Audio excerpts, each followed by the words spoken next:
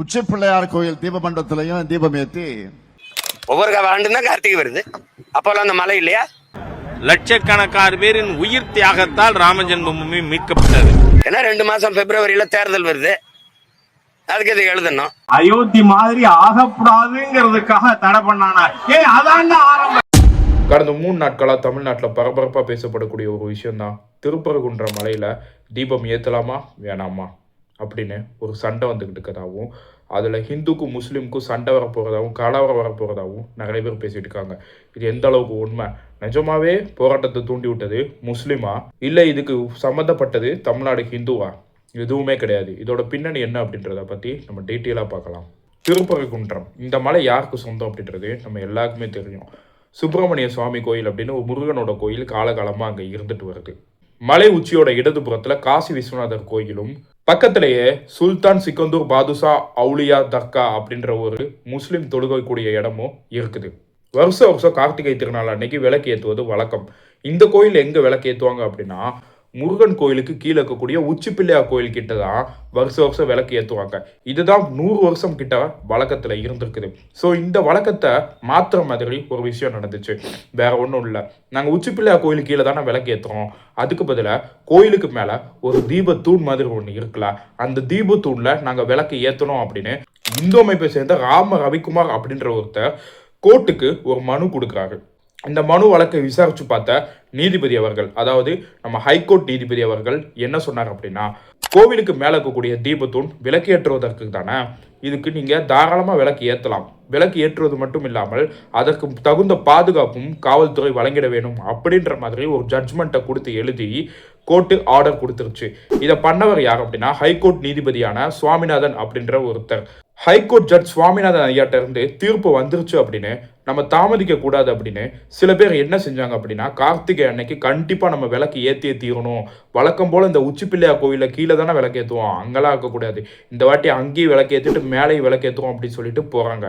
இப்போ தான் இங்கே பிரச்சனை ஸ்டார்ட் ஆகுது. என்ன பிரச்சனை அப்படின்னா, ஆக்சுவலாக ஹிந்துஸ் விளக்கு ஏற்றுறப்போ கீழே உச்சி பிள்ளையார் கோயிலில் விளக்கு ஏற்றிட்டு போகிறது வழக்கம். முஸ்லிம்ஸ் அவங்களோட தர்காவுக்கு அந்த பக்கம் போயிட்டு வர்றது வழக்கம். இப்போ ரெண்டுக்கும் நடுவில் இந்த தூணில் விளக்கு ஏற்றப்படுவதால் இந்த பக்கம் இருக்கக்கூடிய முஸ்லிம்ஸ்க்கும் இந்த பக்கம் இருக்கக்கூடிய ஹிந்துஸ்க்கும் ப்ராப்ளம்ஸ் கிரியேட் ஆகக்கூடிய வாய்ப்புகள் இருக்குதுன்னா, 100 வருஷமும் உச்சி பிள்ளையார் கோயில் கிட்ட மட்டும்தான் விளக்கு ஏற்றினாங்க, மலைக்கு மேலே யாரும் போகலை. ஆனால் இந்த வாட்டி உச்சி பிள்ளையார் கோயிலில் வழக்கம் போல் ஜோதி ஏற்றப்பட்டுச்சு, ஆனாலும் பத்தாதுன்னு சொல்லிட்டு எல்லாரும் என்ன செஞ்சுருக்காங்க, மேலே புறப்பட்டுருக்காங்க. ஸோ இதை எதிர்த்து ஒரு சில பேர் என்ன பண்ணுறாங்கன்னா போராட்டம் நடத்துகிறாங்க, பண்ணக்கூடாது அப்படின்னு சொல்லி. அப்போ நீங்கள் இதை எதிர்க்கிறீங்க, இது வந்து கோர்ட்டோட ஆர்டர், ஹைகோர்ட்டோட ஆர்டரையே நீங்கள் எதிர்ப்பீங்களா அப்படின்னு சொல்லிட்டு இந்த வழக்கு தொடுத்தார்ல ராம ரவிக்குமார் அப்படின்றவர், அவர் நீதிமன்ற அவமதிப்பு அப்படின்னு இங்கே ஒன்று நடந்திருக்குன்னு சொல்லி கேஸ் போட்டுட்டாரு. ஸோ இப்போ தான் இந்த விஷயம் பெருசாக வெட்டிக்குது.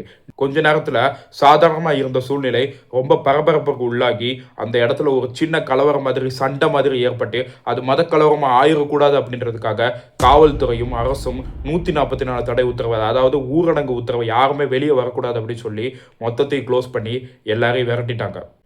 இந்த கேஸ் இப்போ நடந்துக்கிட்டு இருக்குது இல்லை, கடந்த 3 வருஷமாக தான் ரொம்ப பயங்கரமாக சூடு பிடிச்சி போய்கிட்டு இருக்கு. ஆனால் இந்த 3 வருஷம் மட்டும் தான் நடக்குதான்னு கேட்டால் கிடையாது, பல வருஷத்துக்கு முன்னாடியே இந்த இஷ்யூ நடந்துக்கிட்டு தான் இருக்குது. இதுக்கு என்ன பிரச்சனை அப்படின்னா ஒன்றும் கிடையாது. திருப்பரங்குன்ற மலை முருகனுக்கான இந்துக்கள் மலையா இல்லை இஸ்லாமியர்களுக்கான சிக்கந்தர் மலையா அப்படின்றதான் பல வருஷமாகவே போராட்டம் ஓடிக்கிட்டு இருக்கு. இப்போ தான் பீகாரில் ஒரு தேர்தல் முடிஞ்சு அங்கே ரிசல்ட் வந்துச்சு. இப்போ தமிழ்நாட்டுக்கு எலெக்ஷன் இன்னும் கொஞ்சம் மாதத்தில் அறிவிக்க போகிறாங்க. அதனால தமிழ்நாட்டிலேயும் ஒரு சில விஷயங்களை கொண்டு வர போகிறாங்க அப்படின்னு திராவிடத்துக்கு சப்போர்ட் பண்ணுற ஒரு சில பேர் ஒரு மாதிரி பேசிகிட்டு இருக்க, தமிழ் தேசியத்துக்கு சப்போர்ட் பண்ணிட்டு இருக்க ஒருத்தர் முப்பாட்டன் முருகன் அப்படின்றது மட்டும் எங்களுக்கு இல்லை, எங்களோட நண்பன், எங்களோட தம்பி, எங்கள் கூட உடன்பிறவா சகோதரர்கள் தான் எங்களோட முஸ்லீம் அப்படின்னு சொல்லிட்டு அவங்க எல்லாரும் ஒன்று, எங்களுக்குள்ள நீங்கள் பிரிச்சுக்காதீங்க எங்கள் 2 பேர்த்தையும் அப்படின்னு சொல்லிட்டு இங்கே திராவிடமாக இருக்கட்டும், தமிழ் தேசியமாக இருக்கட்டும், ஏன் விஜய் கட்சிக்காரங்களாக இருக்கட்டும், எல்லா கட்சிக்காரங்களும் என்ன பேசுகிறாங்க, இந்த ஒரு விஷயத்தை தான் பேசுறாங்க. ஒவ்வொரு ஆண்டு தான் கார்த்திகை வருது, அப்போல்லாம் அந்த மலை இல்லையா, அப்போ அந்த விளக்கு தூண் இல்லையா? ஏன்னா 2 மாசம் பிப்ரவரியில தேர்தல் வருது, அதுக்கு இது எழுதணும். இப்போ ஹெச் ராஜா அப்படின்றவரை ஒரு மீடியாவுக்கு பேட்டி கொடுக்குறப்போ என்ன சொல்லியிருக்காரு தெரியுமா? லட்சக்கணக்கான பேரின் உயிர் தியாகத்தால் ராம ஜென்மபூமி மீட்கப்பட்டது. அயோத்தி மாதிரி ஆகக்கூடாதுங்கிறதுக்காக தடை பண்ணானா? அதான் ஆரம்பம். ஹெச் ராஜா அவர்கள் சொல்றாரு, ஆமா அயோத்தி மாதிரி தான் இப்ப இங்கேயும் கொண்டு வர போறோம் என்னன்றேன் அப்படின்னு திமுகா பதில் சொல்லிட்டு இருக்காரு.